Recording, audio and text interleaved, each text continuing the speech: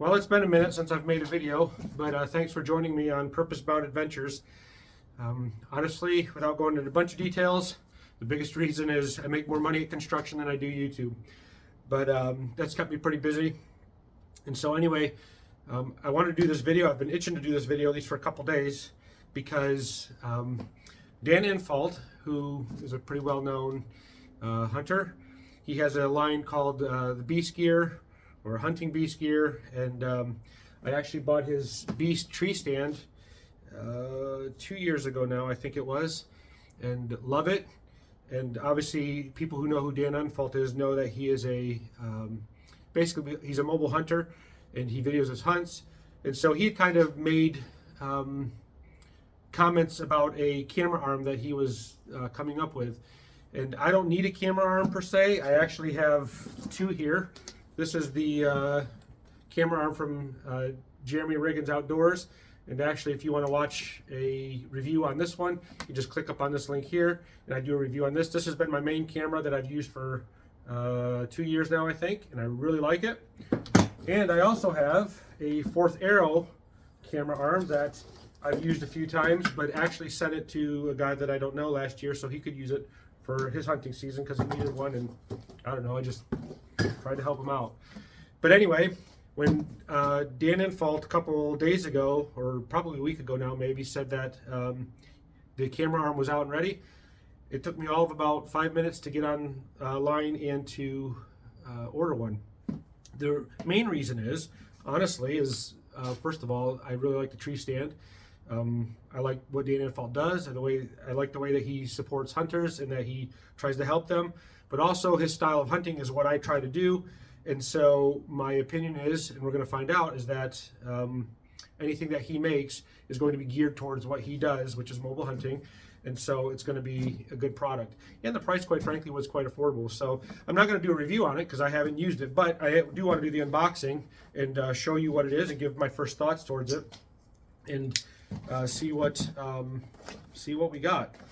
But it was $189 plus tax, and again, this is an older model of the JR camera arm, but I think his are over 200, and the Fourth Arrow was 250. So $189 for this, at least until I use it and see, but at least initially, that's a good price for it.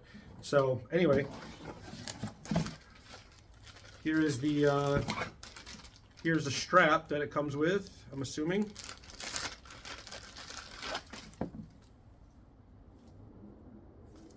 We'll have to see more about that. I'm assuming it probably hooks into a cam buckle, or not a cam buckle, but a I can't remember what it's called. I'll show you in a second.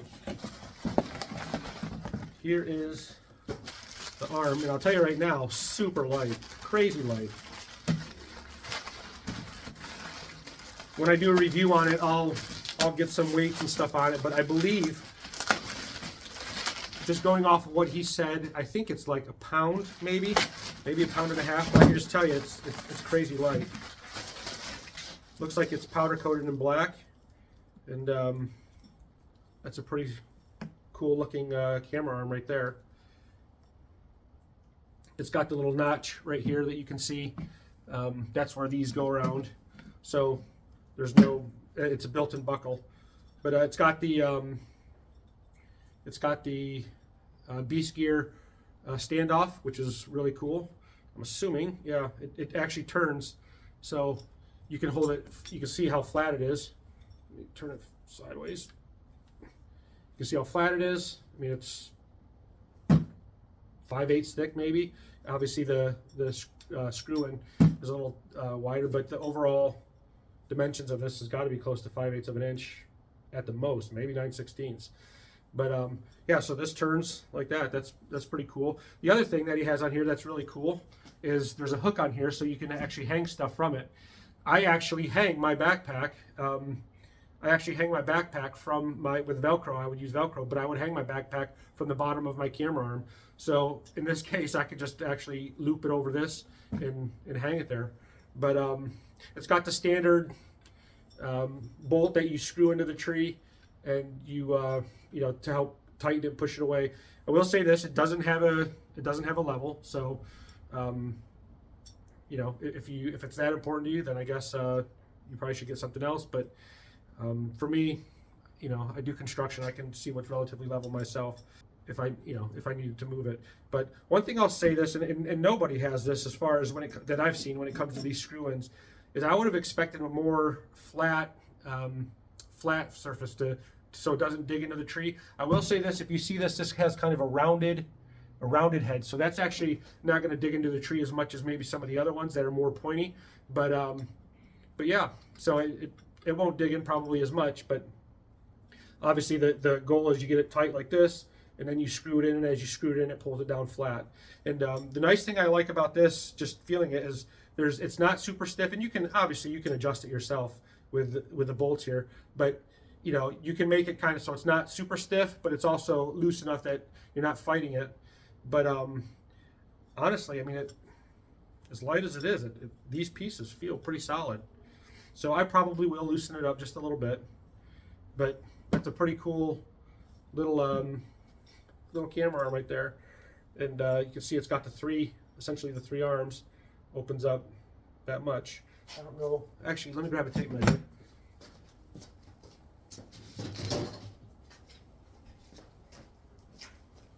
Let's get a quick measurement. So from literally the standoff all the way to the very end, I got 28.5 inches. And when you close it down, let's get it completely packed. All the way closed, I'm at 12.5 inches. So I mean, that's just a little, a 12.5 inch camera arm. Now it looks to me, there is a Allen wrench here that looks like a 1/4-20 to me. I've got to check and see, maybe in the box or something, see if there's a different size that you can get for a different size camera arm. I don't see one at the moment, but you know, some heads are different and have a little bit bigger head, so I'll have to look into that, because this one just looks like the 1/4-20, the best I can see. But I have I have it on here. You can get different adapters, and I'll probably have to research. I can't get it off right now. Whatever.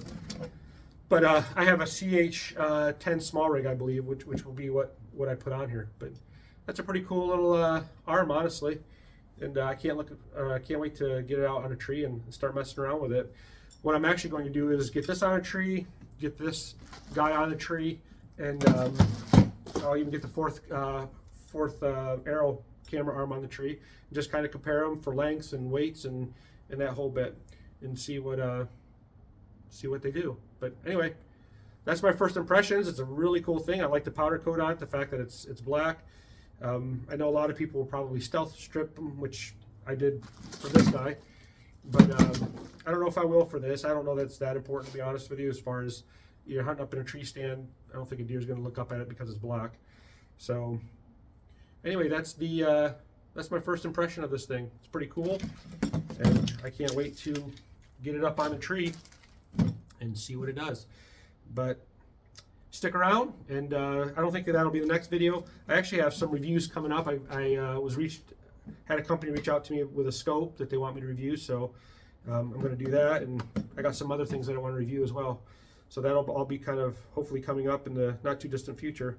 But as of right now, this is honestly just kind of took precedent over everything else, just because I primarily bow hunt, and I kind of wanted to see what it looked like. I will try to use it and do a video on a review after I've used it, got some experience with it. Anyway, thanks for watching, and hope to see you soon on the next video.